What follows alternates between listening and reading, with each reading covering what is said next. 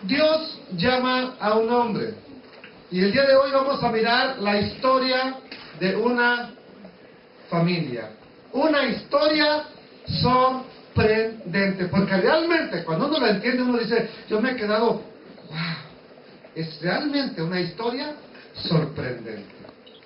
Entonces, amados hermanos, Dios un día llamó a un hombre llamado Abraham, no Abraham, Abraham. Esta es la historia entonces de una familia que llegó a ser un pueblo cuando el Eterno, el único Dios todopoderoso, se manifestó a un hombre que vivía en Ur, en Mesopotamia, lo que hoy es Irak. Por si no lo sabe, nuestro padre era iraquí. Tanto que no queremos a esa gente, y de ahí era tu padre, si es que tú eres parte de esta familia. Si no, pues puede decir mi padre era mexicano, bolillo, qué sé yo. ¿Ok? Pero entonces, nuestro padre fue llamado de Irak, de Mesopotamia, cuando él vivía en Ur de los caldeos. Abraham era su nombre, y cuando Dios lo llama, él ya era un hombre grande de edad. Es así que cuando el Eterno le dice que va a tener hijos, dice, ¿cómo es posible que yo siendo ya viejo voy a tener hijos? Y mi esposo también siendo ya una viejita, una anciana prácticamente, ya va a tener hijos también. Entonces Dios lo llama siendo un hombre de grande edad. Se dice que este hombre, Abraham, cuestionaba la creencia de su gente en dioses hechos con manos humanas. En otras palabras, se dice que Abraham no estaba de acuerdo con lo que sus padres creían, que adoraban ídolos, que adoraban a imágenes que ellos habían fabricado. Entonces, a partir de este hombre, ¿cómo se llama ese hombre? Abraham. A ver, niños, ¿cómo se llama? Abraham. No era Abraham. ¿Cómo se llamaba? Abraham. A partir de Abraham, Dios quería formar un pueblo. Un pueblo. ¿Para qué? Nomás para decir, estos son los más chulos, los más guapos, los más preciosos. ¿O para qué usted cree que el Eterno quería formar un pueblo exclusivo? A ver, ¿para qué? Para darla a conocer al mundo. Para que este pueblo le diera a conocer en todas las naciones. Ahora usted ya va a ir entendiendo por qué cree usted que el Eterno le llamó a usted como propiedad exclusiva, como primicias de su pueblo, como niña de sus ojos. ¿Por qué crees que el Eterno te llama tu especial tesoro? ¿Por qué crees? Para que la gente demás que no le conoce vea en ti lo que Él quiere mostrar. Abraham vivía en una época donde las cosas eran similares, parecidas a la época en que estamos viviendo hoy en día, amados hermanos. Cada quien creía en Dios a su manera. ¿Ha escuchado a la gente que hoy en día dice, ¿usted cree en Dios? Oh, yo creo en Diosito, a mi manera, pero yo creo en Dios. Pues lo siento, la Biblia me dice que crees en Dios como tú quieres. La Biblia ya nos enseña cómo creer en Dios, cómo adorarle, cómo exaltarle, cómo conducirnos, qué hacer, qué no hacer. Dios ya nos dijo tontos. ¿Acaso Dios dice, crea a tu manera? ¿Verdad que no? Entonces, cada quien en el tiempo de Abraham creía a Dios a su manera. Unos adoraban al sol, otros adoraban el dinero, otros adoraban ídolos, otros adoraban a un árbol de Navidad. Por si no lo saben, Nimrod era de la época de Abraham, y desde allá se viene adorando ya lo que hoy se conoce como el pino del arbolito de Navidad, y nació con la dinastía de Nimrod, por si no lo sabían. Amados hermanos, entonces, ya que Abraham se cuestionaba, ¿por qué? ¿Por qué la gente adora algo que no tiene poder? Algo que no está correcto, mira, se cae esta cosa y se quiebra y no pasa nada. Entonces, tiene que haber algo más poderoso. Dice la historia hebrea que Abraham se cuestionaba eso, ya que él tenía la intención de conocer al único Dios verdadero. A ver, ¿alguien de los niños sabe cuál es el único Dios verdadero? Yo creo que estos niños están igual que Abraham. Dicen, no aceptamos cualquier Dios. Queremos saber al Dios verdadero. Entonces, como les voy a hacer una pregunta, así, sean sinceros. ¿Alguna vez usted ha intentado buscar no una iglesia, sino al Dios verdadero? O nomás fue porque tenía problemas y voy a llegar a la iglesia y, aquí está Dios, hermanos. Aquí me quedo. ¿Le ha nacido a usted buscar al Dios verdadero? Pues más vale que le vayan haciendo ese deseo, porque podría estar en un lugar equivocado, hermanos. Podría estar en un lugar donde nomás te están sacando la feria y usted feliz de la vida. Entonces, que al igual que nuestro padre Abraham, el hombre de fe, el padre de la fe, tengamos el deseo. Ya, siéntese, por favor, siéntese, ya van a pasar a correr todos, no. Entonces, que al igual que nuestro padre Abraham, tengamos la intención de conocer al Dios verdadero. ¿Y qué sucede? Cuando Abraham tiene la intención, cuando tiene ese anhelo, ¿qué sucedió en él? ¿Qué pasó con Dios? Dios se le manifestó. Si usted tiene el anhelo de conocer, no un grupo más, que voy a ver qué están haciendo, voy a ver cómo están adorando, voy a ver cómo se comportan. Si usted tiene el anhelo de conocer al Dios verdadero, créamelo, Dios se le va a manifestar. Entonces, pero para esto, para que Dios formara un pueblo, para que Dios trabajara con este hombre, Dios debía partir de cero. Abraham también debería de partir cero. Nada de papá, nada de mamá, nada de familia, nada de primos, nada de parientes, nada de raíces allá en mi pueblo. Debía de partir de cero. Entonces le dijo al Eterno que dejara a su tierra, a sus parientes, y que se fuera ¿a dónde? A un lugar que él le mostraría. Amados hermanos, le prometió que su descendencia sería como las estrellas del cielo, como la arena del mar, pero Abraham no tenía hijos. Eso es bien interesante. Entonces ustedes ya conocen el texto, donde le hace ver que sus hijos serán como las estrellas. Y aunque su esposa también era ya una anciana, Dios le dijo que tendría un hijo y que de él vendría esta gran descendencia. Vamos a ver aquí cómo el Eterno lo lleva afuera. Hoy en la noche haga esa prueba. Si está despejado el cielo, váyase en la noche, ya en noche, apague la luz, póngase afuera y empiece a mirar las estrellas y cuéntelas de una por una y vea la impresión que tuvo nuestro padre Abraham. Vea lo que le dice el Eterno. ¿Qué le dijo? El Eterno lo lleva afuera y le dice, mira las estrellas. Juro por mí mismo, afirma el Señor, que ¿qué? Que te bendeciré en gran manera y que multiplicaré tu descendencia como qué y como como las estrellas y como la arena. No es algo que Dios dijo, Abraham, voy a multiplicarte como la arena. ¿Qué se le ocurrió en ese instante? Tiene algo importante que ver. ¿Algunos de ustedes han estado alguna vez en una playa y han agarrado un puño de arena? ¿Ha intentado contar cuántos granitos caben en su mano? ¿Ha intentado usted contar la arena de una playa? No. Entonces, ¿usted cree que aproximadamente 14 millones de judíos que hay en todo el mundo el día de hoy sea la promesa? ¿Sea el cumplimiento de la promesa? Amados hermanos, entonces dijo el Eterno que su descendencia sea como las estrellas del cielo y como la arena del mar. Puesto que, ¿qué dice? Puesto que me has obedecido, todas las naciones del mundo serán bendecidas por medio de tu descendencia. Génesis, capítulo 22, versos 16 al 18. Entonces, vemos que Dios le hace un juramento a Abraham. Puesto que me has obedecido, dice, todas las naciones del mundo serán benditas, serán bendecidas. Por eso es importante conocer las palabras originales que se escribieron en el hebreo. Por eso es importante de pronto investigar algo más. Para eso hay herramientas de cómo hacerlo. Y esta palabra que está aquí, bendecidas, de nuestro texto, benditas, también se puede introducir como serán injertadas. en tu pueblo, serán injertadas en tu cimiento. Todo esto está, ya lo vimos en Génesis capítulo 16, verso 22. Entonces, al darle esta promesa al eterno Abraham, al decirle te voy a engrandecer, te voy a multiplicar, al darle esta promesa, entonces Dios le da un nombre nuevo. Aquí es cuando le cambia el nombre. Y le dice el Eterno, ya no te llamarás Abraham, sino Abraham, porque serás padre de muchas naciones y de tus descendientes saldrán.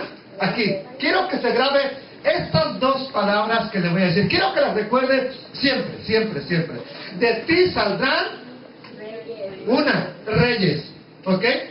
De este pacto que hago contigo. De ti saldrán naciones y la otra, reyes. Se la voy a preguntar más adelante. Les dije que se graben estas dos palabras. ¿Cuáles palabras son? Díganlo otra vez. ¿Cuáles palabras son? Naciones y reyes. Entonces Dios promete que de Abraham saldrán naciones y reyes. ¿Y qué más le dice? Este pacto que hago contigo lo hago también con tus descendientes y no. Ok, entonces aquí, primera vaca sagrada que vamos a derribar. ¿Dios desechó a los judíos ya? ¿Por qué no? Dígame por qué no. Porque Dios le dio un juramento a nuestro padre Abraham que nunca dejaría de ser el Dios de sus descendientes. Cosa que se dice contraria en algunas congregaciones. Dios desechó a los hijos de Abraham y ahora nos adoptó a nosotros. Amados hermanos, ¿qué más dice? Esto no tendrá fin. Yo soy tu Dios y también seré el Dios de ellos. Amados hermanos, entonces le dijo, ya no te llamarás Abraham. Abraham es padre de un pueblo. Abraham es padre de un pueblo. Sino que serás padre de muchas naciones. Abraham ya es padre de multitudes, padre de naciones, padre de países, padre de muchedumbres que vendrán a él, y de tus descendientes saldrán naciones. ¿Y qué dijimos? Naciones y reyes. Entonces, aquí aparecen las primeras palabras claves que les dije que debemos de memorizar. Naciones y reyes. Entonces, como se menciona en la Reina Valera, lo dice de la siguiente manera, dice, y te multiplicaré en gran manera, y haré naciones de ti, y reyes saldrán de ti. Entonces, después vamos a mirar que de estas dos palabras, naciones y reyes, naciones en hebreo, es la palabra goim. Es la palabra gentiles, es la palabra gentes. Entonces, esa es la palabra naciones, la palabra goyim. Y reyes, la palabra en hebreo es menahim. Y entonces vemos que aquí comienza el cumplimiento de lo que Dios le promete a Abraham. Entonces Dios le dijo, ¿qué le dijo? Sal afuera, mira las estrellas, te voy a dar un hijo y de él vendrá una descendencia numerosa. Entonces, vemos que aquí comienza el cumplimiento de la promesa a Abraham. Abraham tiene dos hijos, pero uno no es de la promesa. ¿Cuál es el hijo de la promesa? A ver, niños, ¿cuál es el hijo de la promesa? El hijo que Dios le prometió a nuestro padre, ahora sí, Abraham. ¿Cómo se llamaba? A ver, ¿cómo se llama? Isaac. Aquí lo tenemos, mire, Isaac. Entonces, luego de la muerte de Abraham, Dios bendijo a Isaac. También se le aparece y le da la bendición. Entonces, en hebreo, Isaac significa reirá. Entonces el verbo reír en futuro, reirá. Dios bendijo a Isaac. Isaac después tiene dos hijos, pero Dios, a quien Dios le transmite la promesa es también a uno de ellos, no a los dos. ¿A cuál de los dos hijos de Jacob le transmite la promesa el Eterno? De Isaac a Jacob. Bueno, yo dije de Abraham. Bueno, de Jacob, perdón. Ok, de Isaac, gracias por corregirme, de Isaac a Jacob. Me centro en mi rollo y de pronto se me va la onda. Entonces, a este hombre, a Jacob, el Eterno le da la promesa. Y vean lo que dice. Tu nombre es Jacob, pero de aquí en adelante te llamarás Israel. ¿Y qué le dice el Eterno? Yo soy el Dios Todopoderoso. ¿Qué es ser fecundo y multiplica?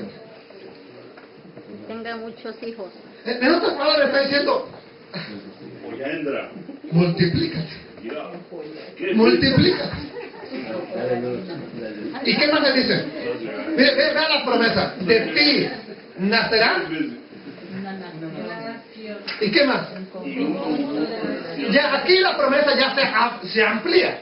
De ti saldrá una nación y un conjunto de naciones. Entonces, ya no nada más va a ser una nación, sino que agregado a esto va a haber conjunto de naciones. ¿Qué más dice? Y reyes, la misma promesa que el Eterno le da a Abraham. Naciones y reyes saldrán de ti. Naciones y reyes saldrán de tus entrañas. Génesis 35:10 dice, y Dios le dijo, tu nombre es Jacob. No te llamarás más Jacob, sino que tu nombre será Israel, y le puso por nombre Israel. También le dijo Dios, yo soy el Dios Todopoderoso, el Shaddai. Sé fecundo y multiplícate. Una nación y multitud de naciones vendrán de ti, y reyes saldrán de tus entrañas. La tierra que le di, aquí está la promesa, la tierra que le di a Abraham y a Isaac, te la doy a ti y a tus descendientes. Génesis capítulo 35, versículos 10 al 12. Entonces, amados hermanos, esto nos quiere decir que ya a Israel se le profetizó, a este Jacob, a Israel, se le profetiza que Israel se va a componer no solamente de un país, sino que de países. Y ahí empieza la promesa, y entonces vemos cómo este hombre, Jacob, tuvo ¿cuántos hijos varones? 12. ¿Cuántos? 12. ¿Estamos de acuerdo? Entonces, Jacob tiene, a ver, ¿cuántos hijos? 12. A ver, niños, aquí. ¿Cómo se llamaban los niños? Rubén, Simeón, Levín, Judá, Isaacar, Zabulón, Gad, Aser, Dan, Benjamín, José y Benjamín. Para eso ya denle de comer más a los niños. ¿Ok? A ver ahora los grandes, ¿cuáles son? Yo les aseguro que no se lo saben. Entonces, y luego por eso andan preguntando ahí, oye, ¿y este? Y no? Pues hoy quiero que se los aprendan. ¿Cuáles son los 12 hijos de Jacob? Rubén. A ver, Rubén, Simeón, Leví, Judá, Isaacar, Zabulón, Gad, Aser, Dan, Neftalí, José y Benjamín. y Benjamín. Estas son las 12 tribus de Israel. ¿Oyeron? Estas son las 12 tribus de Israel. O sea, los patriarcas de cada tribu, de cada uno de ellos salió una tribu, amados hermanos. Entonces, estas son las 12 tribus que estuvieron al pie del monte Sinaí. Entonces, ¿quién es Israel? Todos juntos. 12 tribus. ¿Nada más los judíos? Juan, ¿quién es Israel? Si es importantísimo que usted entienda esto, que Israel es mucho más que los judíos. Es mucho más que Judá. Judá es una sola cosa. Aquí está Judá. Es una sola tribu. Entonces, amados hermanos, Israel son todas estas tribus. ¿Y por qué se les llama judíos entonces a los israelitas? Bueno, a ver, ¿por qué? ¿Por Judá? Bueno, ¿por qué a todo Israel, lo que era Israel, ahora se les llama judíos? Porque nada más quedaron una tribu, ¿no? Por Que ignorancia. todos están dispersos. Nadie Ok, sabe. entonces, bueno, vamos a ver que actualmente lo único que queda del pueblo judío, del pueblo de Israel, es Judá. Judá y Benjamín. uno de cada, prácticamente de cada mujer con las cuales se casó Jacob. ¿Se acuerdan que se casó con 2? Yes. O el suegro le metió 2 más que nada. Ok, bueno, entonces quedó uno de cada mujer. Qué curioso, ¿verdad que sí?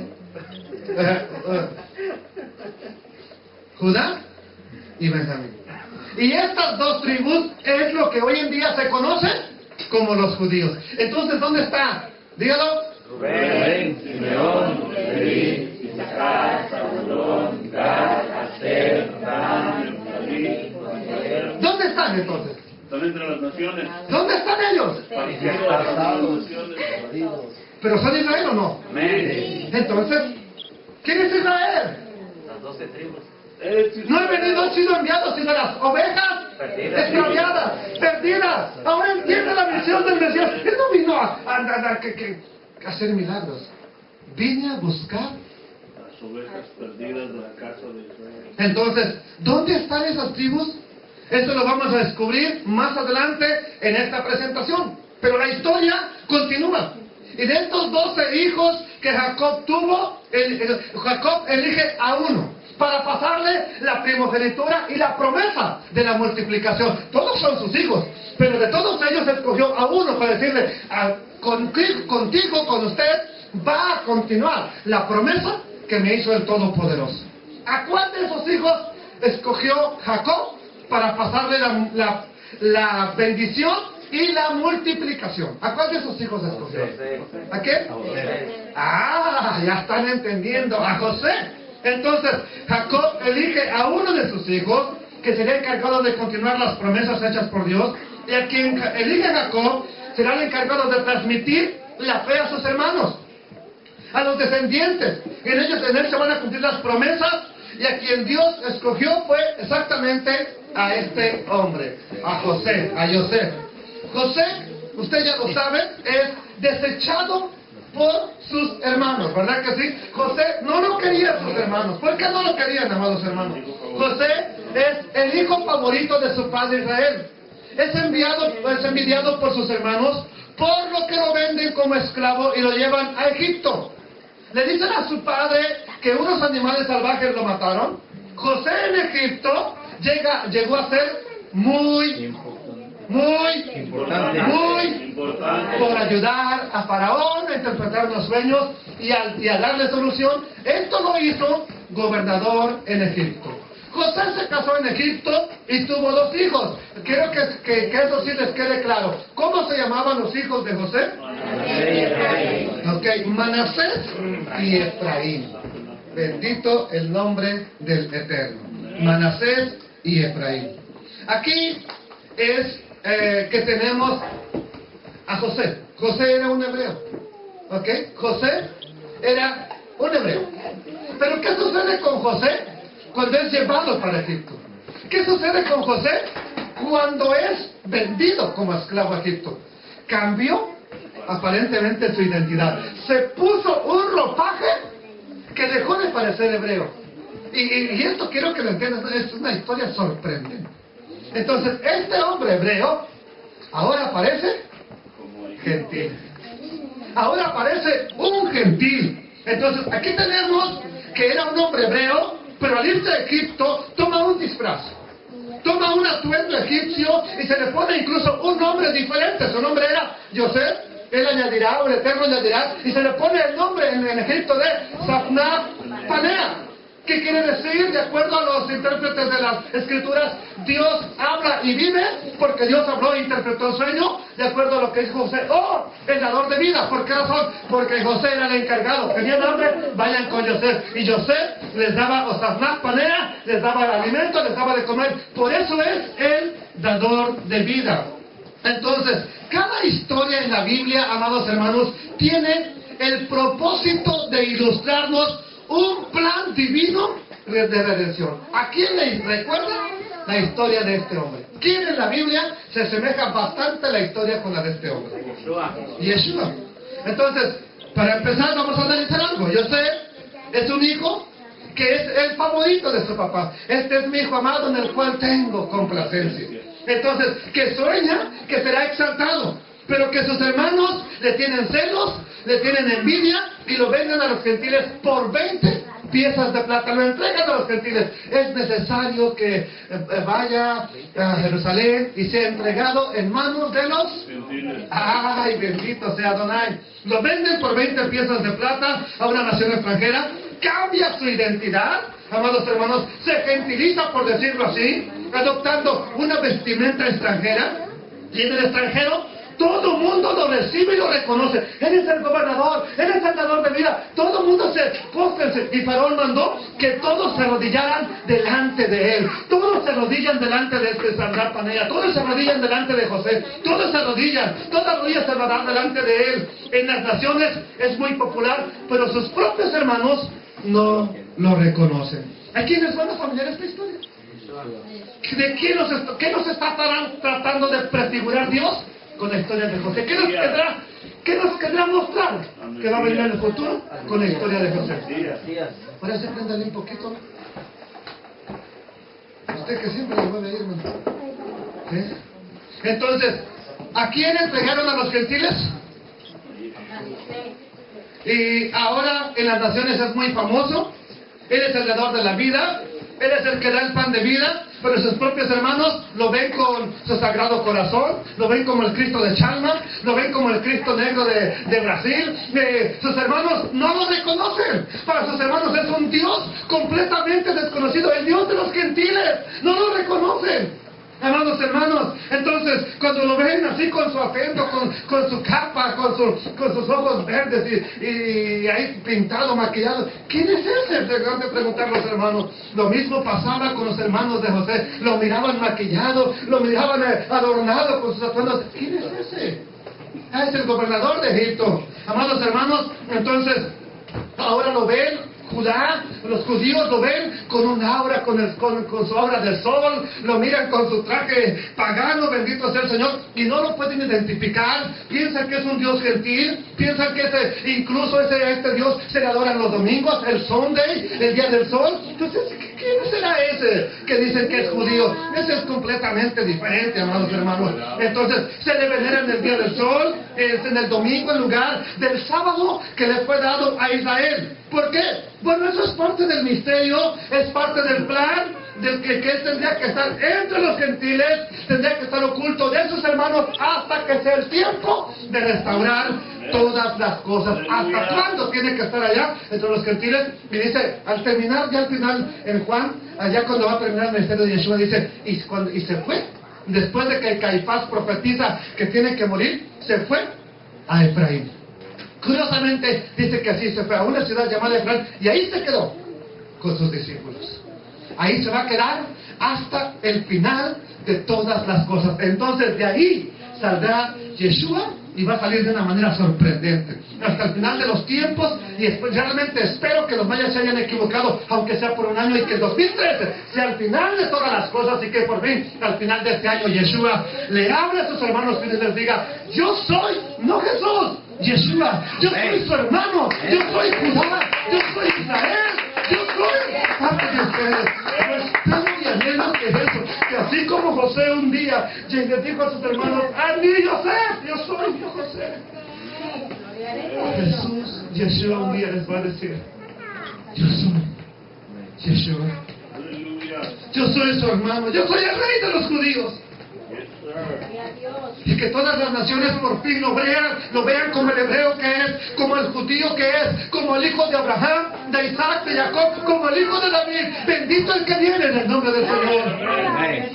Esto está por suceder, amados hermanos. Se lo aseguro, esto está por suceder. ¿Sabe una cosa? Entonces, José es Sabnat Paneas en Egipto. Joseph es estando con sus padres. Y aquí viene algo extraordinario. José en Egipto tiene 2 hijos extranjeros. Tiene 2 hijos en el extranjero. O sea, José tiene hijos en el extranjero. Curiosamente, Yeshua está formando hijos en el extranjero, que un día serán adoptados por Israel. Qué maravilloso, bendito el nombre del Señor. José tiene 2 hijos. ¿Cómo se llama? A ver, niños, ¿cómo se llaman los hijos de José? Manasés, que quiere decir me hará olvidar.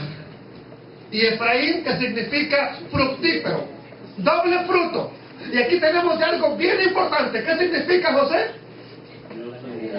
¿Y qué significa Efraín? Añadirá, o sea, añadirá fruto. Entonces, en el extranjero, José engendra hijos, o sea, añade descendencia.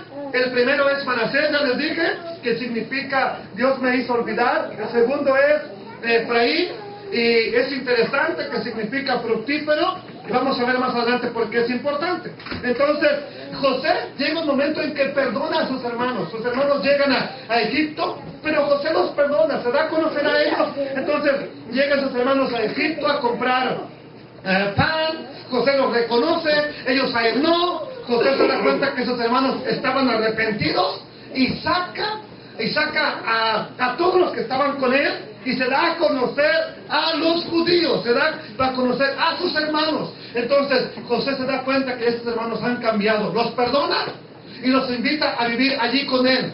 Sus hermanos no lo podían creer. Imagínate, habían pasado como 20 años de que lo vendieron, 20 años de sufrimiento para José, 20 años de rechazo, 20 años de exilio. Curiosamente 2000 años, como 2000 años. Y entonces llegan los hermanos. Queremos también ser sustentados, queremos también pan. Y José les dice: yo soy su hermano y los perdono. Les recomiendo que vean la película El Príncipe de Egipto, José. Cuando vea usted esta escena, cuando José perdona a sus hermanos, usted va a llorar. Está sorprendente realmente, sorprendente ese momento. Imagínense el shock. ¿Cómo te quedarías tú que le hiciste daño a un hermano, que piensas que lo mataste, que lo hace daño, y que de pronto te trata bien y te diga: yo soy el que tú vendiste? Sin palabras, caes de espalda prácticamente. Entonces, ¿se recuerdan que José les hablaba con intérpretes? Que José no se daba a conocer a ellos. Entonces, quiero decirles que esto de que se dé a conocer a sus hermanos está bien pronto a suceder. Mel Gibson casi le dio al clavo con la película La Pasión de Cristo. Ahí ya presentaron a un Jesús más hebreo que en todas las demás películas que han hecho. Ahí por lo menos ya se llama Yeshua, aunque todavía habla arameo, todavía no adapta la lengua santa, como dice el profeta, que en los últimos tiempos el Señor hará que la lengua santa retorne. Entonces todavía habla arameo, todavía es un poco medio gringón ahí, pero ya es lo más acercado que se ha hecho. Bendito sea el nombre del Señor. Entonces, amados hermanos, y en ese momento, ¿qué creen que pasó? José, el hijo de Jacob, se quitó el atuendo. José se lo mira como egipcio y se quita el atuendo y les dice: yo soy su hermano, traigan a nuestro padre, vengan todos a vivir conmigo a Egipto. ¡Qué tremendo! Entonces, ¿quiénes son los hermanos de José? Rubén, Simeón, Leví, Judá, Isaacar, Zabulón, Gad, Aser, Dan, Neftalí y Benjamín. Entonces, amados hermanos, les aseguro que esta historia es la historia de las más conmovedoras que hay en la palabra de Dios. Los hermanos de José, Rubén, Simeón, Leví, todos ellos son invitados a vivir en Egipto. Son invitados a vivir juntamente con su padre en aquel lugar. Jacob viene con sus hijos, viene con su familia, y al encontrarse con su hijo amado, el que estaba perdido, el que se había muerto aparentemente, entonces está tan feliz que decide adoptar a los hijos de José. Jacob se siente tan feliz de reencontrarse con su hijo, y por alguna manera profética él decide adoptar a los hijos de José. Los hermanos de José van a buscar a su padre, a Jacob Israel. Entonces, quien decide adoptar los hijos de José para ser los hijos de Israel, y los bendice. Pero cuando lo hace de una manera extraña. Están los dos niños parados frente a él, y de alguna manera, ¿qué dice, hermana? ¿Por qué? La pregunta es: ¿por qué? No, ok. ¿Te crees que tenía artritis? No. ¿Pero por qué? O sea, yo sé que era una bendición, pero ¿por qué Jacob cruzó las manos?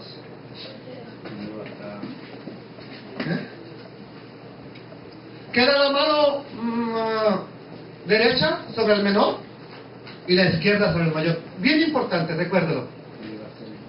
¿Sobre quién quedó la mano de la promesa? ¿Sobre el hijo? ¿Sobre el hijo?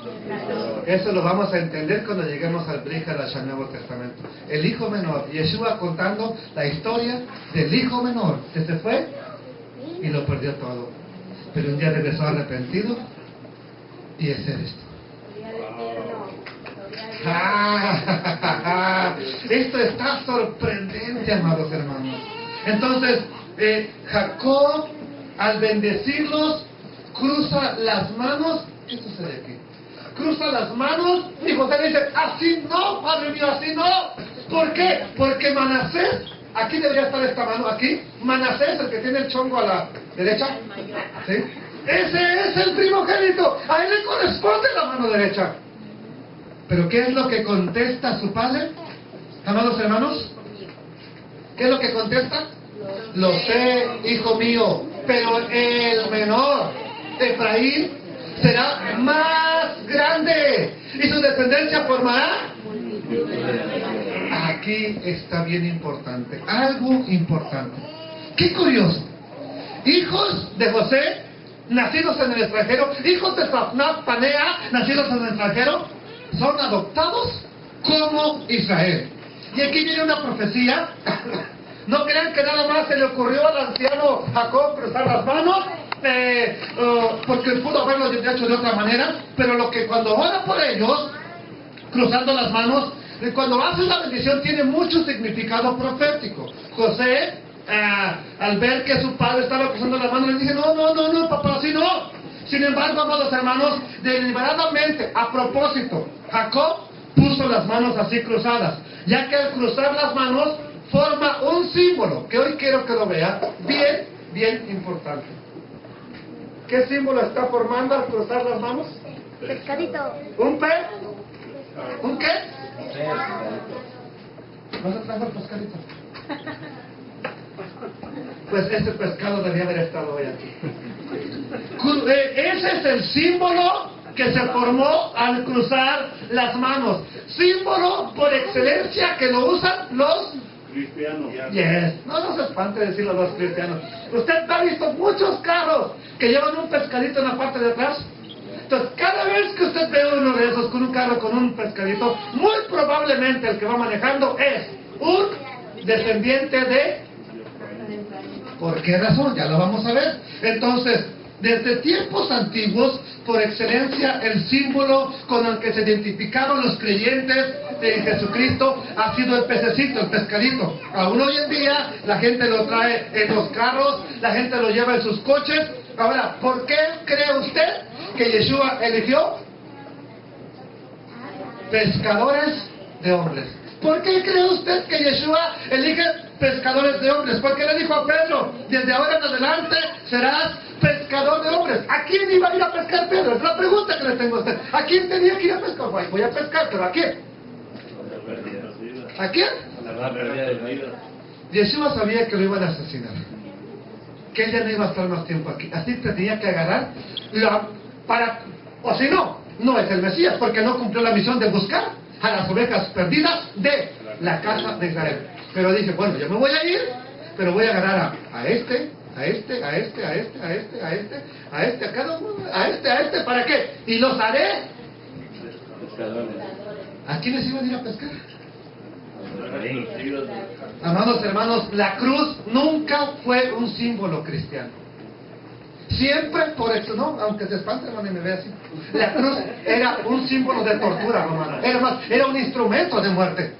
No era un símbolo cristiano. Hoy, que las iglesias tengan cruces todas, eso es punto y aparte. Por la visión que tuvo Constantino, que él vio una visión supuestamente y una cruz que le decía, por este triunfo, por este símbolo vencerás. Eso no tiene nada que ver con los seguidores de Yeshua. El símbolo que ellos tenían era el pescadito. Tal es así que se ha encontrado en las catacumbas de Roma, se ha encontrado en las cuevas donde ellos se escondían, donde los perseguían, han encontrado figuras de pescaditos. ¿Por qué razón? ¿Por qué? ¿Por qué eran qué, hermana? Pescadores. Porque sabían que estaban en el plan profético de Dios. Entonces Jacob le dijo, yo sé, hijo mío, lo sé, pero este Efraín, que es el menor, el que está aquí, este es el más pequeño, el menor, será más grande, y su descendencia formará multitud de naciones. Y es importante que entienda que a veces en el texto español las frases a veces no se entienden, pero cuando uno empieza a investigar en las cuestiones hebreas, se da uno cuenta que hay cosas que resaltan. Por ejemplo, cuando Jacob bendice a los hijos de José, les dice, multiplíquense. Y cuando les dice multiplíquense, utiliza una frase bien importante. Entonces, recuerden que les dijo, ellos formarán multitud de naciones. Entonces, cuando son bendecidos, tenemos algo importante aquí, hermanos. Entonces, les dice Yedagú. La palabra que utiliza para bendecirlos, para eso, multiplíquense, es Yedagú. Yedagú, ¿alguien sabe qué es ¿cómo con la palabra es? se me fue de la mente ahorita. Una palabra que, como breva, pero se refiere no es breva, es algo así es la palabra, pero es una palabra que se usa para cuando los pescados ponen hueva. Sí, pero es otra, algo. Bueno, esa es la palabra que está implicando. Ahora, cuando nació Nemo, ¿se acuerdan que está el papá pescadito? Y dice, ¿y qué nombre les vamos a poner? ¿Cuántos huevos había ahí? ¿Cuántos? Bastante. Pues quiero que entiendan que exactamente es lo que sucede con un pescado. Saca demasiados. Entonces, ¿cómo le vas a poner un nombre a cada uno? Estos son muchísimos, incontables a veces, hermano. ¿Dónde? Ok, entonces, esa es una palabra que implica que se iban a multiplicar tanto como los pescados. Entonces, la palabra que usa Jacob ahí para decirlos, Yedagú, que significa multiplíquense como los pescados, como el pescado en el mar. Usted ha visto documentales de las ballenas, por ejemplo, cazando pescaditos. Es una bola inmensa de pescados, se mueven y se mueven. ¿Quieres contarlos? No puedes, bendito sea el nombre del Señor. Entonces, amados hermanos, eso es bien importante. Vamos a ver entonces cómo se desarrolla el cumplimiento de esta profecía, cómo se sigue llevando a cabo. Con el pasar de los años, llegó un faraón al trono que no sabía de José, o no quiso reconocer lo que José había hecho, prácticamente. No es que no haya sabido. Y al ver estos descendientes de Israel que se estaban multiplicando, los hace esclavos. Faraón de pronto se da cuenta que estos parecen piojos, se multiplican en gran manera. Y eso espero que te dé una idea de por qué hoy el hispano, el sefardí, se está multiplicando como piojos hasta de atrás. Bendito el nombre del Señor. Día 5, día 7. Oiga, eso es sorprendente. Dios dijo que de la descendencia de Abraham, de Isaac, de Jacob, de Efraín, de José, saldrían multitudes. Multitudes. Entonces este faraón los hace esclavos, pasan años oprimidos y, bien importante, ¿qué hacen para ser liberados? Recordando la promesa hecha a sus padres Abraham, Isaac y Jacob. Hasta aquí estamos viendo solamente la historia de una. ¿Correcto o no es correcto? Entonces, una cosa bien importante. ¿Tienes problemas? Ven, pídeme un consejo a mí. Pero clámale a Dios.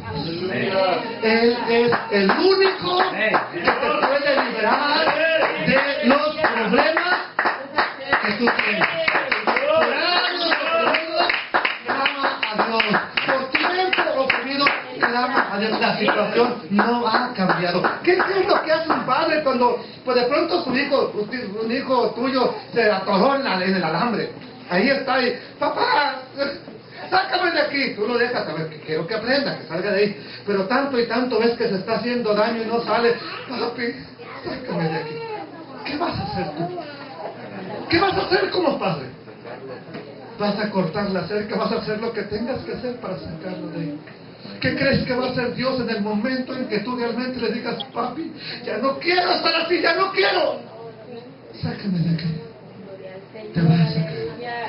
¿Sabe una cosa?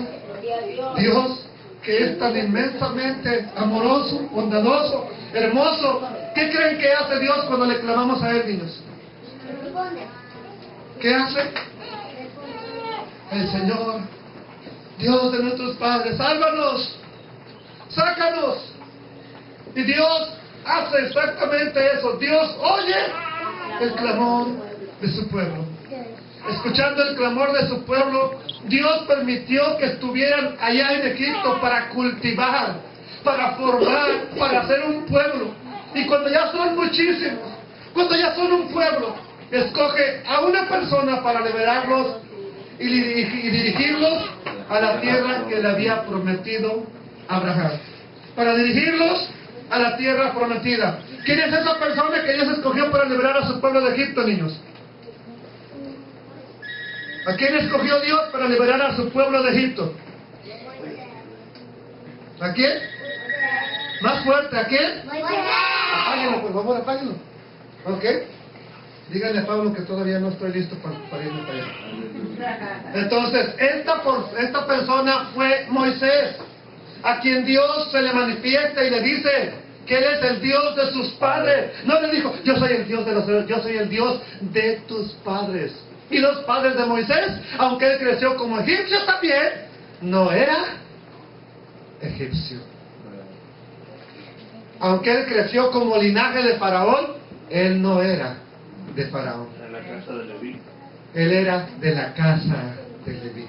Por eso el Eterno dice, yo soy el Dios de tus padres. Yud, Hei, Vav, Hei, el que es eternamente, el yo soy.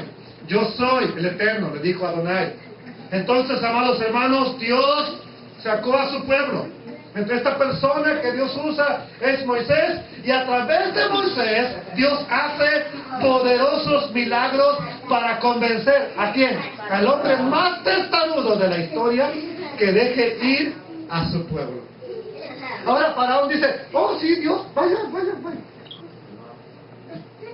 Patrón, quiero que me dejes descansar los Shabbat. Aquí, si ya quiere trabajar bien. Patrón ocupará su lugar. Dios entonces, como vio que era testarudo, envía plaga tras plaga. ¿Cuántas plagas envió?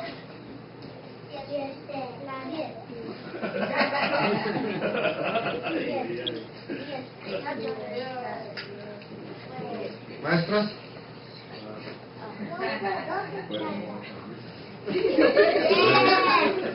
¿Cuántas? A ver, papás, ayúdenle a sus hijos, ustedes que les enseñan mucho, ¿verdad? Son 10. Por favor, cantemos. Son 10. Ok, 10 plagas, hermano. Oye, me están sorprendiendo. Entonces, Dios envió plaga tras plaga para Faraón. Se negó hasta que al final ocurre la muerte de todo primogénito en Egipto. Pero entonces, si Dios decretó la muerte de todo primogénito, también le tocaba a los hebreos. ¿Cierto o no es cierto? Pero ¿sabe una cosa? Aquí viene lo sorprendente. A su pueblo, Dios les dice cómo librarse de esta muerte. Y les dice, ustedes, pueblo mío, deben de sacrificar un cordero y con su sangre marcarán la puerta, los pilares de la casa, y así, cuando el ángel que Dios envía a ejecutar esto vea la señal, ¿qué va a hacer el ángel? Pasará de largo. La sangre les será por señal en la casa donde estén. Cuando yo vea la sangre, dice el Eterno, pasaré de largo, y ninguna plaga vendrá sobre ustedes para destruirlos. Esta es la señal. Más tienen que matar un cordero. ¿Qué les dijo el Eterno? Y este día será memorable para ustedes y lo celebrarán. ¿Cómo qué? Como fiesta al Señor por todas sus generaciones, como una ordenanza perpetua. Y así nació Pesaj. Así nació Pascua, con esta historia sorprendente. Bendito el nombre del Señor. La sangre les será por señal para que no sean destruidos. La sangre será por señal para ustedes. Entonces, es así como comienza el primer éxodo. Es así como comenzó el primer éxodo. Bendito el nombre del Señor. Pero ya el segundo éxodo va a ser semejante a este que estamos viendo aquí. En avión, en carro, ya no va a ser a pie. ¿Qué dice ahí la profecía? No obstante, de aquí vienen días, dice el Eterno, en que no se dirá más, vive el Eterno que hizo subir a los hijos de Israel, sino que ahora se dirá, vive el Eterno que hizo subir a los hijos de ¿qué? De la tierra del norte y de toda la tierra donde había hermanos y los volverá a su tierra, a cual dio a sus padres. ¡Wow! Entonces, el primer éxodo solamente es un anticipo del verdadero éxodo. Así como la muerte del Cordero era solamente un anticipo de la verdadera muerte del Cordero sin mancha, el éxodo de Egipto es solamente un anticipo del verdadero éxodo que va a ocurrir en los últimos tiempos. Faraón dejó salir al pueblo, pero se arrepiente y los persigue. Dios abre el mar para que pasen los israelitas, pero el mismo mar cayó ¿sobre quién? Sobre los egipcios. Así es, amados hermanos. Entonces, al ver los israelitas que el Señor había derrotado a los egipcios con su gran poder, los israelitas deciden obedecer a Dios y confiar en Él y confiar en su siervo Moisés. Ahora están bien contentos y llenos de alegría, comienzan su camino a la tierra prometida. Llenos de alegría, comienzan su caminar, ¿a dónde? Hacia la tierra prometida. Pregunta, ¿crees que tú vas a ir a la tierra prometida? ¿Quieres ir a la tierra prometida? No de viaje, a dejar unos dólares allá, a vivir allá, a morar allá, a estar allá, a ser parte de la promesa de nuestro Padre. Amén. Dios Todopoderoso, nuestro Aleluya. Padre. Aleluya. Pero antes de llegar a la tierra prometida, hacen una parada muy, muy especial. Luego de 50 días, Pentecostés, para ver si les suena, llegan a los pies del monte Horeb, o también llamado monte Sinaí, donde hacen un pacto con Dios. Ya Dios los liberó, pero ahora ellos deben decidir. Ahora te suena por qué mucha gente llega a la congregación: Señor, sálvame, Señor, líbrame, Señor, sáname. Dios no sana, Dios nos libera. Pero después de que hace eso, dice: ahora tú decides, o me sigues o te vas para Egipto. Y muchos dicen: pues ya, Señor, me siento bien, ahí nos vemos. Y regresan para Egipto. Por eso Dios los lleva al monte Sinaí, les dice: ahora es tiempo de decidir.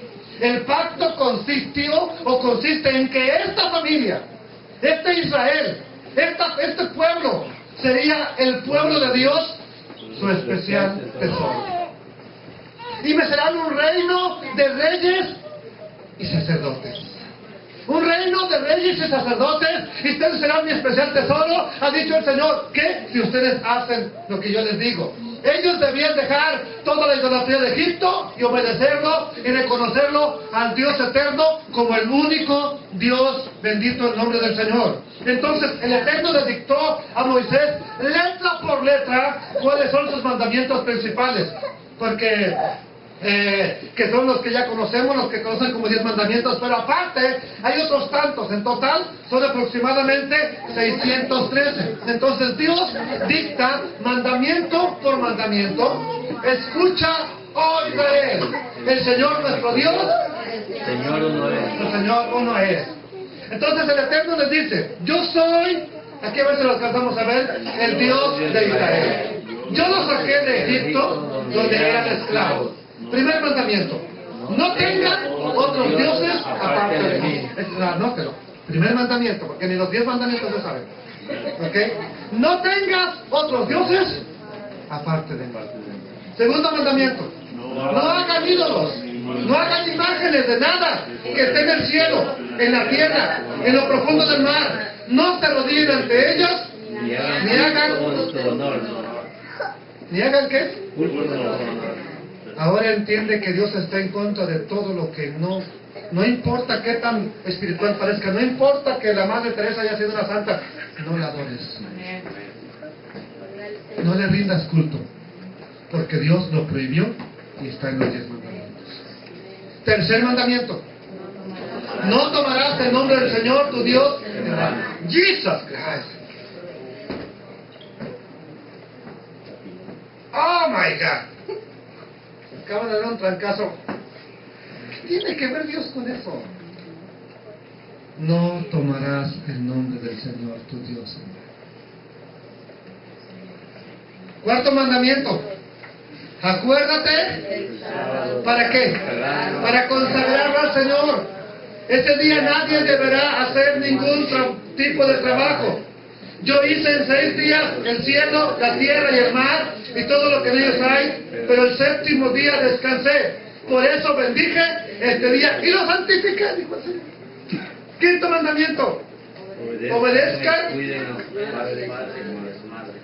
Sexto mandamiento. No matarás. Séptimo. No serás infiel. 8. No robarás. 9. No hablarás mal de otra persona ni digas mentiras.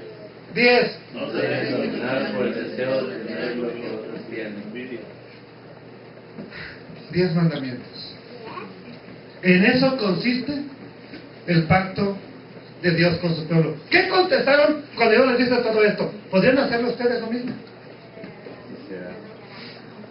Los israelitas contestaron a una voz: haremos. Todos los ¿Seguro? ¿Seguro?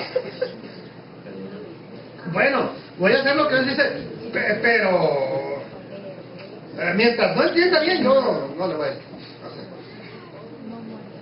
Haremos todo lo que Dios dijo, dijeron. Haremos todo lo que Dios dijo. Amados hermanos, entonces vemos que Dios, por este pacto, habita en medio de su pueblo. El Señor habita entre ellos y les da todas las instrucciones que deberían seguir para tener una identidad. Por eso es importante el servicio en hebreo, los servicios del talit. Por eso es importante los tisis, por eso es importante las oraciones hebreas. ¿Por qué? Porque Dios les dio todas las instrucciones que deberían de seguir para tener, ¿qué cosa? ¿Usted es mexicano? No. A ver, ¿dónde está su sombrerote, su panzota recargado abajo del nopal? Esa es identidad mexicana. Mala sonrisa. A ver, entonces, ¿cuál es tu identidad? Hebrew. ¿Por qué cree que entonces que el Eterno les da todas estas cosas para que tuvieran identidad? Identidad. Ahora entiendes por qué es importante entender de dónde vienes. Amén. Amén. Y es para que tengan identidad, para que tengan una cultura. ¿Por qué comemos jalá? ¿Por qué comemos lasques? ¿Por qué comemos orejas de namán? Las galletitas esas que saben riquísimas, no le hagan a locos, son orejas de namán. Yo no las sé. ¿A ti se miraron tus orejas? Pues dicen. Porque les da una cultura, pero sobre todo para que tengan una completa relación con Él y ser llenos de bendiciones. Les dio leyes alimenticias, les dio leyes sociales, les dio leyes humanitarias y les da celebraciones o citas muy especiales. Una cita con Dios. Les dice que construyan un arca y un tabernáculo donde estaría su presencia entre ellos. Pero como Dios es santo y nadie puede estar ante Él sin morir, si han transgredido alguna ley, les da una forma para volver a Él, para acercarse a Él, para que una forma que un inocente pague por el que falló, un inocente pague por los pecados. Les dio el sistema de ofrendas y sacrificios. Ahora usted que, no, es que en el Antiguo Testamento que no van animales. ¿Por qué lo hizo? Si te parece cruel, más cruel es que haya muerto Yeshua y que tú aún así sigas pecando. Más cruel es eso. Amén. ¿Entiéndelo? ¿Cuánta gente? Oh, no, es que eso es herejía, eso es... No has entendido realmente por qué Dios lo hizo por amor. No lo hizo porque se deleita en la quema de animales. Si le parece cruel que se queme un animalito, más cruel debería ser estar pecando y que Yeshua esté sufriendo por culpa nuestra. Amados hermanos, Él establece entonces el sacerdocio, pero el sacerdote no era el que quería, no era quien dijo, oh, yo creo que yo puedo, el que tuviera vocación, sino que Dios determinó que todos los descendientes de Leví, los levitas por herencia, serían sacerdotes hasta que viniera el orden de Melquisedec, por supuesto. ¿Ok? Eso ya lo veremos en otra ocasión. Entonces, había un sumo sacerdote y solo él podía entrar al lugar santísimo donde estaba el arca de ¿qué? Del pacto, el arca de la alianza. Y ahí estaba la mismísima presencia de Dios, la Shekinah.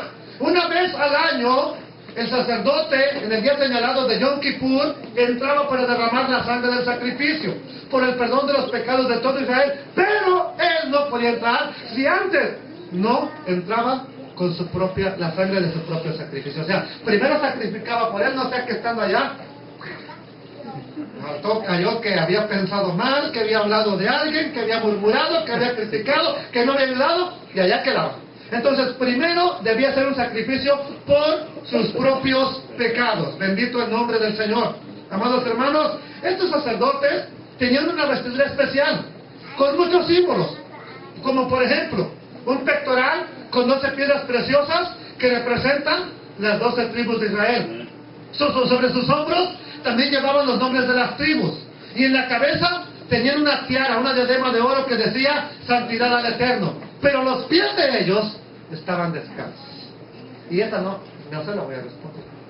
Yo quiero que usted me responda por qué sus pies querían que estar Porque el descalzos. lugar que quita santo es. Entonces usted canta, quita, quita, quita la sandalia de tus pies. ¿Se la quita usted?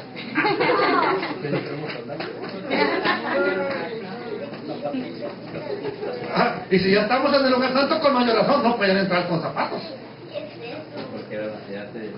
Por lo menos aquí para que no haga hoyo se los había de quitar.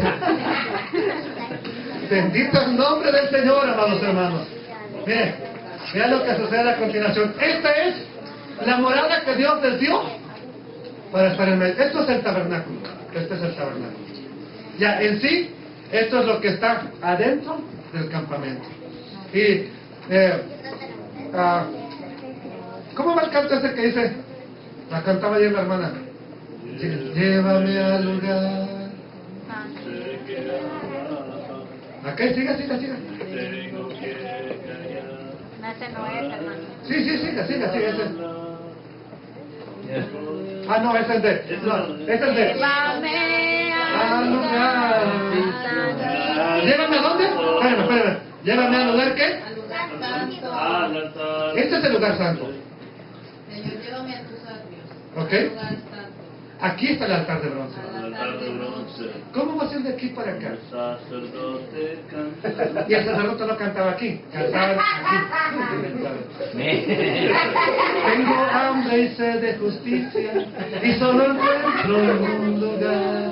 Llévame al lugar santísimo. Este es el lugar santísimo. Espérame, este es el lugar santísimo. Y nadie podía entrar.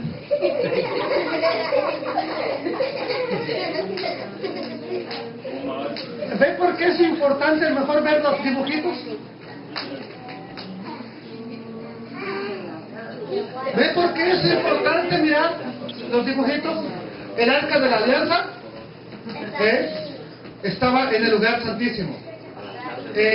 La menorá y los panes o la mesa de los panes y el altar del incienso estaba en el lugar santo.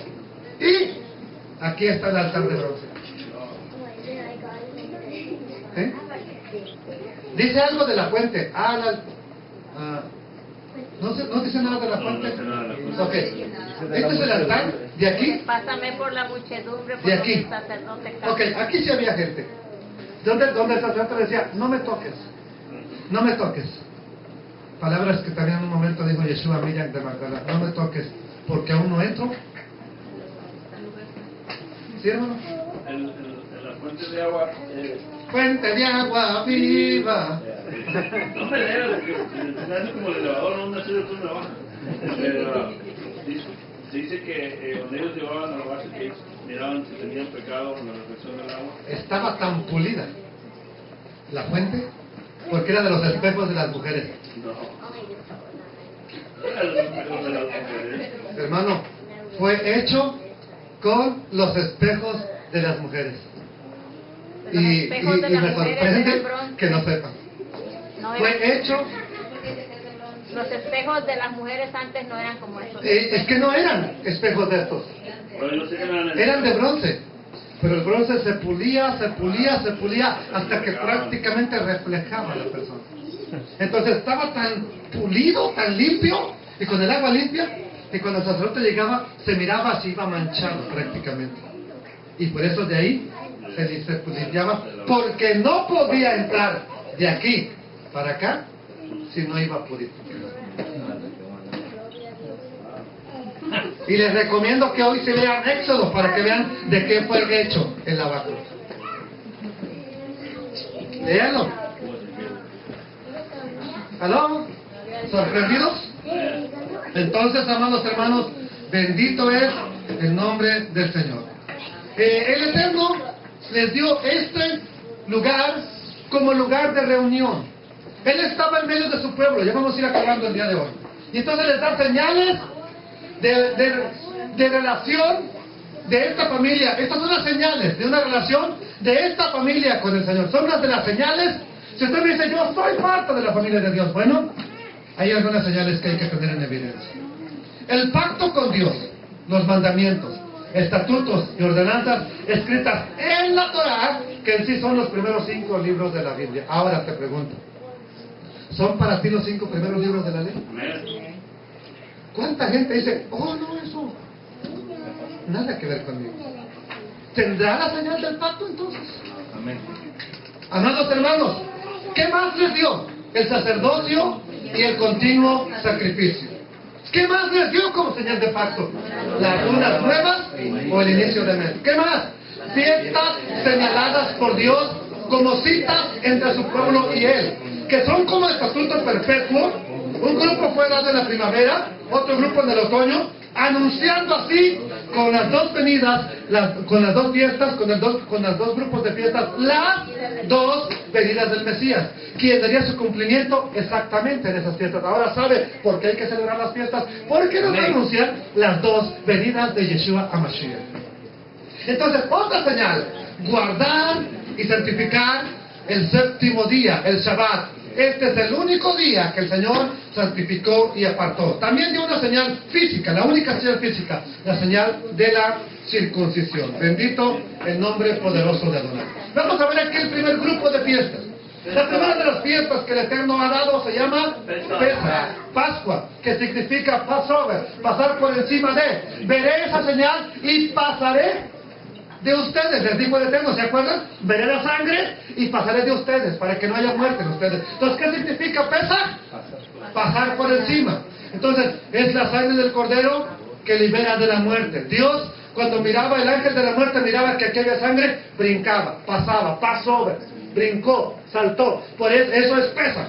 Entonces, la siguiente fiesta que tenemos prácticamente unida con Pesach, Hag Hamatzah, que es la fiesta de los panes sin levadura. La levadura es símbolo del pecado. Entonces, esto significa que hay que salir ¿de dónde?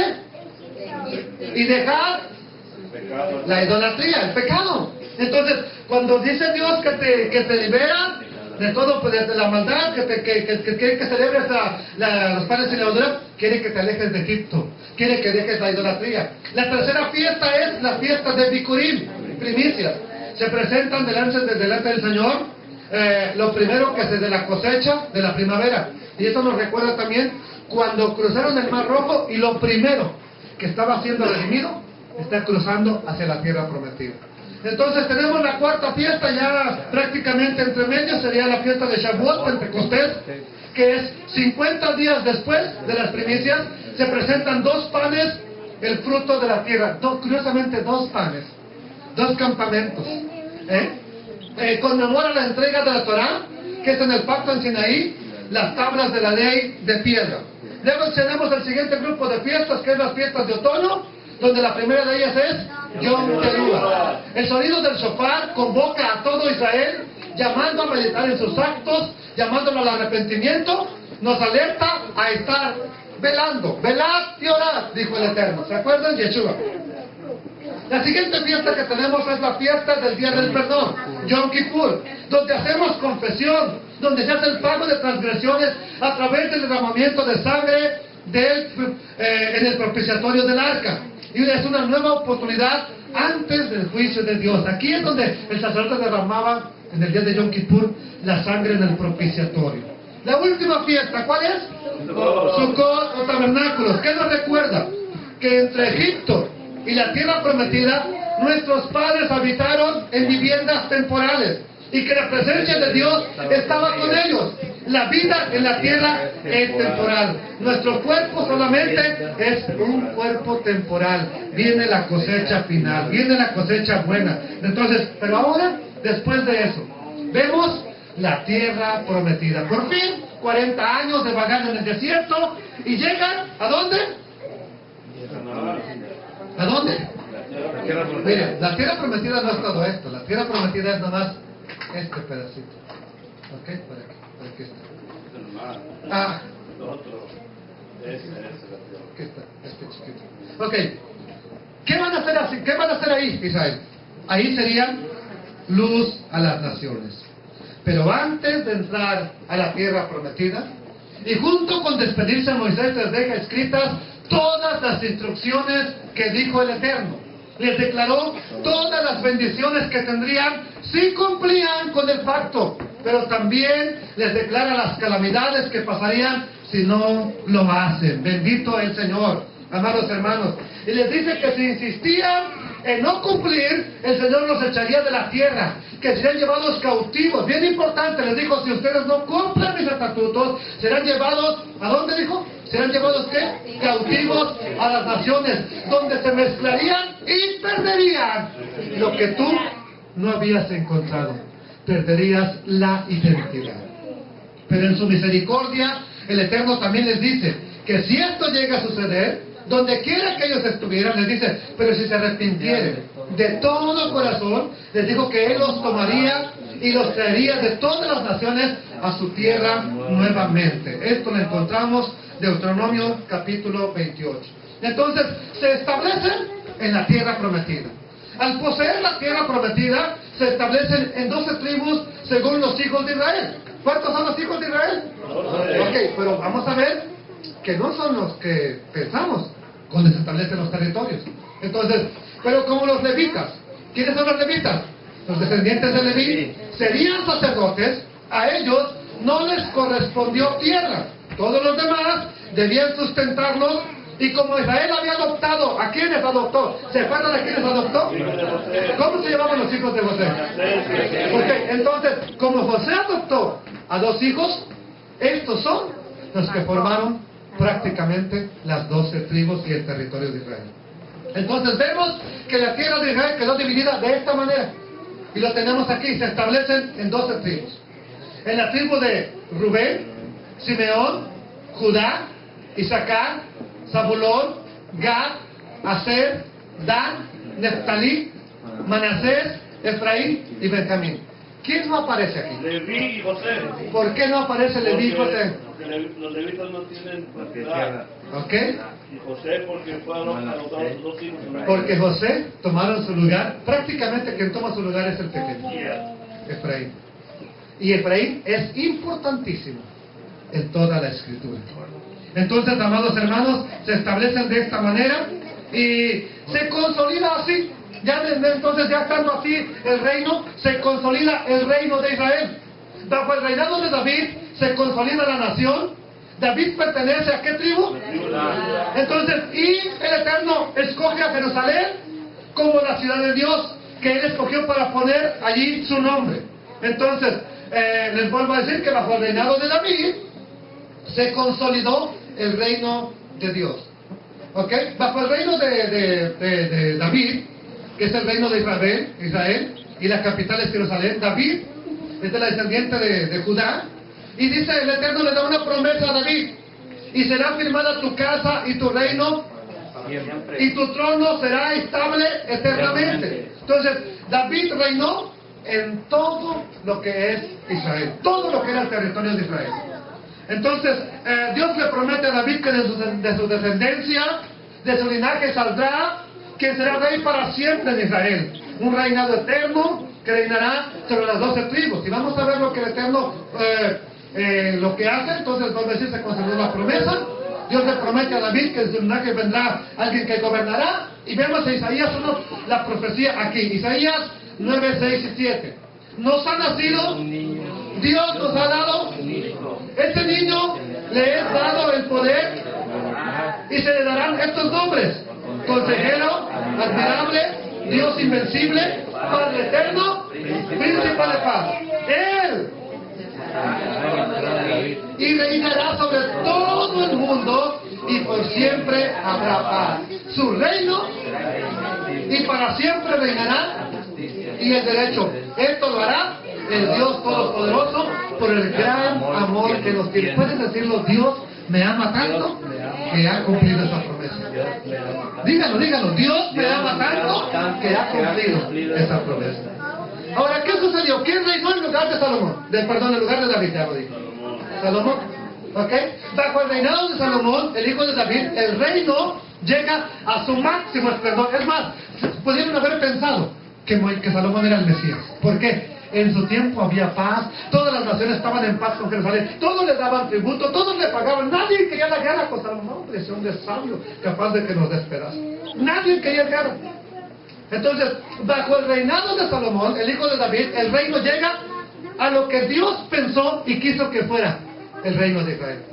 Y esa es la manera como estará cuando venga Yeshua, en su máximo esplendor. Salomón construye en Jerusalén el templo de Dios, donde estaría el arca del pacto que hizo allá Moisés en el desierto.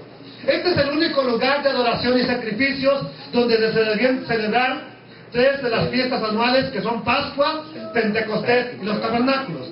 Dios hace pacto con Salomón y le dice: si permaneces fiel a los mandamientos, que va a consolidar su dinastía para siempre, pero que si no lo hacía, Dios rompería el reino. Dios le quitaría el reino. Entonces, ¿y qué sucedió, hermanos? Vemos que Salomón, el hijo de David, es un rey impactante, construye lo que fue el templo esplendoroso, grandioso, pero Salomón, a pesar de toda su sabiduría, hizo algo, ¿sí? Y le dice el Eterno: por cuanto ha habido esto en ti, ¿pero qué hizo? Entonces, Salomón construye Jerusalén, ya lo vimos, dice Salomón, a pesar de toda su sabiduría, ¿qué hizo? Y se casó, que llevaban sus dioses a la tierra prometida, llevaron sus ídolos y llevaron también sus altares a la tierra de Israel. Incluso el mismo Salomón, haciendo caso a sus esposas, sacrifica ofrendas a estos dioses. Anótelo, Primera de Reyes, capítulo 11, verso 4 al 8. ¿Qué le dice Dios? Te felicito, hijo. La gente se está poniendo más fervorosa, me están amando más. Le dice el Eterno estas palabras: por cuanto ha habido esto en ti, y no has guardado mi pacto y mis estatutos que yo te mandé. ¿Qué le dijo el Eterno? Romperé de ti el reino y lo entregaré a tu siervo, alguien que le servía a Salomón. ¿Qué nos dice? Sin embargo, no lo haré en tus días. ¿Por qué razón? Por amor a David tu padre, lo romperé de la mano de tu hijo. Pero no romperé de todo el reino, sino que daré una tribu a tu hijo, por amor a David mi siervo. ¿Y por amor a quién? La cual yo he elegido. Y entonces vamos a ver que por esta desobediencia de Salomón nace el reino de Efraín. Nace el reino o se divide el reino. El nacimiento, vamos a ver entonces, el nacimiento de Efraín. Y voy a terminar con esto. Se divide entonces el reino. Israel, que son ¿cuántas tribus? Y Judá, 2 tribus. Salomón tuvo un hijo que se llamó Roboam. Roboam le aplastó, les cobró impuestos, le estaba haciendo lo malo, pide consejo a los jóvenes, y luego le dice: ¿qué hago con esta gente? Dice que les aligere la carga. ¿Se las aligeró? No, hombre, diga, aumentales para que se les quite. Entonces llega este hombre y dice: si mi padre tenía la mano pesada, yo la tengo más pesada. Y van a ver de aquí en adelante lo que va a acontecer. Entonces, ¿qué hace? Uno que fue siervo de Salomón, llamado precisamente Jeroboam, y que era de la tribu.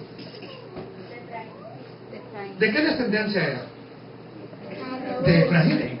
Por eso el reino se llamó Efraín, porque este es el primer rey del reino de Israel. Entonces, de aquí en adelante, del primero de Reyes 11, cuando usted vea, y le dijo esto a Israel, ya no le diga que es para Judá. Ya hay 2 casas: casa del norte, casa del sur. Reino de Judá, reino de Israel. Eso es importante para entender la Biblia. Entonces el reino se divide. Efraín dice, Jeroboam dice: ¿qué tenemos? ¿Qué tienes tú, Israel, con la casa de Judá? Vámonos, cada quien a su tienda. Se van y se forma el primer reino dividido. El Eterno le había profetizado a Jeroboam. Cuando el profeta va este hombre caminando y está un profeta sentado, y entonces de pronto el profeta rompe un talit en 12 pedazos. Curiosamente, la capa dice ahí, que no era Batman, sino era Robin, sino su talit, bendito el nombre del Señor. Rompe su talit en 12 pedazos y le da, ¿cuántas partes le dio a Jeroboam? 10. Y le dijo: estos son las tribus que te tocan para reinar. Dios aumentará tu reino, Dios te engrandecerá, pero haz lo que no hizo Salomón: andar en los mandamientos de Dios. Roboam pues es otra historia. Entonces, ¿cómo se llama al reino dividido, las que fueron la mayoría de tribus? Se llama el reino del norte o casa de Israel. También se le conoce como casa de Efraín. ¿Cuántas tribus son, niños? Niños, ¿cuántas tribus son? ¿Cuál era la capital del reino del norte? Ahí el Señor habló con una mujer en Samaria. ¿Qué le dijo? La salvación viene de los Judíos. por si no lo sabía. Entonces, el rey que fue el primer rey era de la tribu de Efraín. Por el otro lado, tenemos ya el reino dividido y es el reino del sur, el reino de Judá. Entonces, o casa de Judá, y son solamente dos tribus. La capital era Jerusalén, el rey siguió siendo de la tribu de Judá. Dos tribus que era Judá y Benjamín. Bendito el nombre del Señor. Entonces, amados hermanos, el rey del norte era de la casa de Efraín, el rey del sur era de la casa de Judá. Aquí tenemos reino del norte y reino del sur. El rey del norte se llamaba, era de la tribu de Efraín, pero este hombre, al ver que su gente, que sus súbditos iban a adorar a Jerusalén, temiendo que se quedaran allá, dijo, no, aquí va a haber problemas, y que se reunificaran, decreta que nadie puede subir a adorar a Jerusalén. Entonces, él establece dos lugares de adoración en el reino, en la parte del norte de Israel. Uno en Betel y otro en Dan. Entonces, dos lugares de adoración en su territorio. Cambia las fechas de las fiestas y establece sacerdotes. Ahora sí, ¿quién quiere ser sacerdote? A ver, véngase. Aquí lo vamos a poner.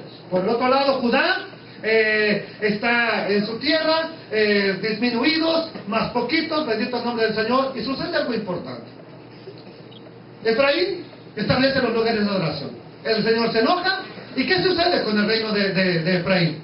¿Qué sucede con la casa de Efraín cuando Dios se enoja? Por muchos años, Dios, prácticamente 400 años, Dios manda profetas a advertir a la casa de Israel o a Efraín que se arrepientan y que se vuelvan al pacto, porque si no lo hacen, les sobrevendría todo lo que estaba decretado, no porque Castilla era fuerte, sino por lo que ya había dicho Moisés: si ustedes no cumplen los mandamientos del Eterno, los echará de la tierra. Les dijo, vuelvan al pacto, vuelvan al pacto. ¿Qué hizo Israel?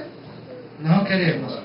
Entonces, tristemente, Efraín no escuchó, amados hermanos, y no escuchó por una razón. Vea lo que dice la palabra.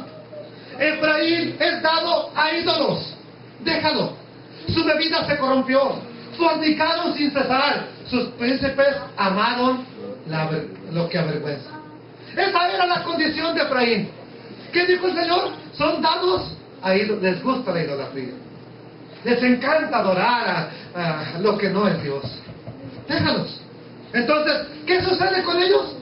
Lo que está advertido, son llevados al exilio como el Eterno lo había advertido. Y entonces, lo que es el reino del norte, Efraín, se pierde. A causa de la idolatría, las 10 tribus del norte son llevadas cautivas por Asiria. Se mezclan con los gentiles, pierden. ¿Qué cosa? Identidad. ¿Perdieron qué cosa? Identidad. Se dispersaron, fueron dispersados entre las naciones. A estos que se gentilizaron, se les llama las tribus perdidas de la casa de Israel. Ahora entienden a qué vino Yeshua.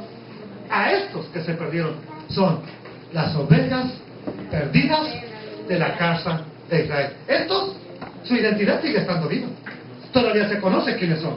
Entonces, amados hermanos, años después, las 2 tribus,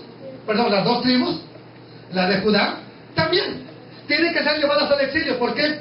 Son llevadas a cautivas por Babilonia. Pero en el exilio se arrepienten. No pierden su identidad. ¿Se acuerdan de Daniel orando? Nehemías, Esdras, todos ellos están arrepentidos. Entonces ellos se arrepienten y vuelven. Son dominados luego por los medopersias y se les deja volver, pero sin su autonomía. Entonces, o sea, no son libres completamente, todavía están bajo alguien que los gobierna, por encima de ellos. A estos que regresaron, a estos que volvieron a la tierra de Israel, se les llama ¿cómo? ¿Cuántos son los que volvieron? Solamente prácticamente 2 tribus.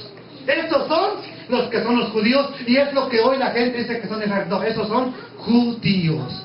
Y si nosotros decimos que somos judíos mesiánicos, bueno, es porque creemos en un Jesús. Nuestro Señor Yeshua era judío, ¿sí o no es cierto? Y era el Mesías. Entonces, por eso, si somos seguidores del Mesías y él es judío, pues somos judíos mesiánicos. Pero en realidad, nuestro nombre es que somos de la casa de Israel. Somos de la familia de Israel. Somos el pueblo de Israel. Somos ese pueblo, esa familia de Israel. Bendito el nombre del Señor. Así que solamente ellos volvieron. Solamente los judíos volvieron a la tierra, amados hermanos. Pero un día, los del reino de Israel, el Señor lo prometió, volverán a ser como la arena del mar, que no se puede contar. Cuando llegue ese día, yo no volveré a decirles, ustedes no son mi pueblo. Al contrario les diré, ustedes son mi pueblo, porque yo soy el Dios de la vida. Ese día, que dice el Eterno, pues yo les devolveré a los reinos. ¿A los reinos de quién? Y de Israel, la grandeza que tuvieron. Volverán a ser, tendrán, y volverán a Jerusalén los que fueron llevados a otros países. Esta es la bendita promesa del Eterno. Ahora entiende a Pablo que se juzga cosa extraña que Dios resucite a los muertos. Por la esperanza de Israel es que estoy cautivo. Ahora entiende cuál es la esperanza. Ahora entiende cuál es la promesa. Un día el reino de Israel volverá a ser una nación. Volverá. Ese día será grandioso. Pues yo les devolveré el reino, dice el Señor. Yo les devolveré su esplendor, la grandeza que tuvieron. Volverán a ser una nación. Entonces, al pasar el tiempo, amados hermanos, los judíos que regresaron de Babilonia se hicieron rigurosos con la ley, al punto de agregar mandamientos para poner cercos de protección. No quiero que te juntes con los gentiles, ellos nos han hecho daño. Mira lo que le pasó al reino del norte, se gentilizaron. Por favor, tranquilos. Entonces pusieron mandamientos más rigurosos, a punto de agregar mandamientos para poner cercos de protección. O sea, para que no quebrantaran los mandamientos de Dios. El problema no fue ese. El problema, todo pastor lo ha hecho, dogmas. Ahora aquí quiero que no traigas zapatillas, porque esto, lo otro. Porque todo pastor ha dado dogmas. El problema fue que daban más énfasis a estos mandamientos de los hombres, de lo que se llama la tradición oral o ley oral, que a lo escrito por Dios. El templo era el centro del judaísmo, aunque ya no estaba en ella el arca de la alianza. El arca ya se había perdido ante las conquistas. Para que no cayeran manos equivocadas, se escondió muy bien, tanto que se perdió su rastro. Pero seguía en el templo todos los oficios sacerdotales de continuo, sacrificios para el perdón, para las transgresiones, estaban para seguir en el pacto, estaban las ofrendas voluntarias y se seguían celebrando las fiestas. En las sinagogas se reunían ya prácticamente desde Babilonia, los días de reposo, el Shabbat, para estudiar la Torá, donde maestros o rabís enseñaban la interpretación de la Torá al pueblo, un camino de seguir, la manera de cumplir la ley y la manera de andar en los profetas. Amados hermanos, y esto hacía que creciera la esperanza. Estamos oprimidos, no tenemos una casa, no tenemos al Mesías, pero va a venir. Estaba creciendo la esperanza de que vendría ¿quién? El ungido de Dios, Mashiach. Eso es lo que significa Mesías, ungido de Dios. Cristo solamente es ungido, pero solamente que es en griego. Y este ungido de Dios, ¿de dónde vendría? Del linaje de David. ¿De qué tribu? De la tribu de Judá, que los libertaría de la opresión de sus conquistadores y restablecería el reino en unidad. Las 12 tribus, esta es la promesa que tiene que cumplir el Mesías, unir a las 12 tribus. Ese sería un reinado de paz y prosperidad, donde las naciones van a acudir a ellos, donde las naciones... Cerramos con esto, es lo último que leemos. Pero vienen días, aquí viene el pacto que Dios prometió. Vienen días, declara el Señor, en que levantaré a David un renuevo justo, y él reinará y actuará y practicará el derecho y la justicia en la tierra. En sus días, ¿qué dice? Judá será salvado. Israel, note, Judá, ¿y quién más? Judá será salvada e Israel morará seguro. Y este es un nombre por el cual será llamado el Señor justicia nuestra. Por tanto, vean la promesa. Vienen días, declara el Señor, cuando no dirán más, vive el Señor que hizo subir a los israelitas de la tierra de Egipto, sino que se dirá, vive el Señor que hizo subir y trajo, ¿a quién? ¿Y trajo, a quién? Los descendientes de la casa de ¿De quién? A los descendientes. Ahora entiende por qué los judíos no quieren creer que Él sea Mashiach, porque la promesa que tiene que cumplir es, y trajo a los descendientes de la casa de Israel. Ahora un judío, don Jeremías, sabe quién es la casa de Israel. Y él no está adivinando quiénes serán. Él sabe que son los que se llevaron cautivos a Asiria. Y este Mashiach, este ungido, trajo los descendientes de la casa de Israel, de las tierras del norte, de las tierras del norte. ¿A dónde fueron llevados? ¿Por quién fueron llevados? Asiria. Por Asiria, el reino del norte.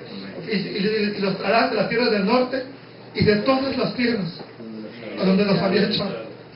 Entonces habitarán en su propio suelo.